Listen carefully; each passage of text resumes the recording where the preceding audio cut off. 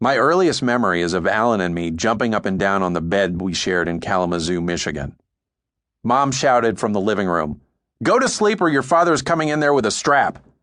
We shouted back that we would, but we didn't, and Dad came rumbling down the hall like a bowling ball headed for the 10-pin. My brother and I scrambled under the cover, a prickly blue woolen blanket that would follow me halfway across America, with Alan on top of me as my shield. The door flung open and there he was, Mountain Man Dean, pulling off his belt and doubling it over, snapping its sides and heading for our bed. When he got within range, he bent over and poked around until he found us. Then he hollered about putting a stop to all of this horsing around and began slapping down with his belt. Whap! Whap! Whap! Finally, I caught on. The belt landed only where we were not. Alan, already playing along, wailed loudly for Dad to stop, which he did. Then he plucked us out of our hiding place, lowered us one by one onto the pillow, tucked the blanket around our shoulders, and kissed us goodnight. Slamming the door behind him, he bellowed down the hallway. "And I'll come straight back in there if I hear another peep out of either of you." My brother and I giggled ourselves to sleep that night.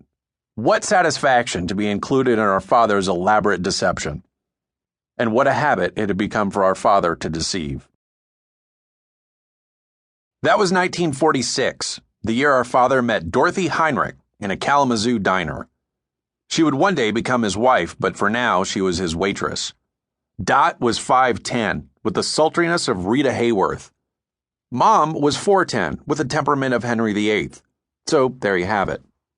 It wasn't the first time Mom had caught Dad cheating, but it was the last. Our parents would scream at each other for what felt like hours. Alan would cry in bed beside me and then, to my astonishment, get up and go down the hall to intervene. Mom would shriek, "Get out of here, Mr. Badinsky. This is not your business. Get back in that bed." To her, he had become a hellion she could not control. That December, when I was 4 and Alan 10, our parents separated and divvied us up, my brother to Dad and me to Mom. Mom was also pregnant with our sister, Linda. So from that point on, during childhoods that rarely overlapped, my brother and I were raised as only sons. Over the years, Mom offered a litany of excuses for why she left her firstborn son with that momser. Yiddish for bastard and all things irredeemable. A boy needs his dad. Our father adored him. Alan had to finish the 5th grade, each true, but none the truth. The truth was that Mom thought her little hellion would scare off 18-year-old Dorothy Heinrich, a serious miscalculation. The way Alan must have seen things, the way many children see these things, was that our mother gave up on him because he was responsible for her marriage falling apart. And when I think about what went wrong for my brother, as I often do, I keep returning to the irremediable damage that our parents' separation and all its repercussions had on the way he viewed himself and the world. Mom and I left Detroit on a train bound for Little Rock, where she grew up. Soon after arriving, Mom gave birth to Linda, and the three of us lived in the relative tranquility of my maternal grandparents' home. I say relative because we were, after all, Jews. The 5 of us shared their 2-bedroom house, warmed by the hallway register in winter and serenaded by cardinals in the backyard each spring. Small though it was, I felt at home there, and home felt luxurious. I certainly didn't miss my father or brother, at least not yet.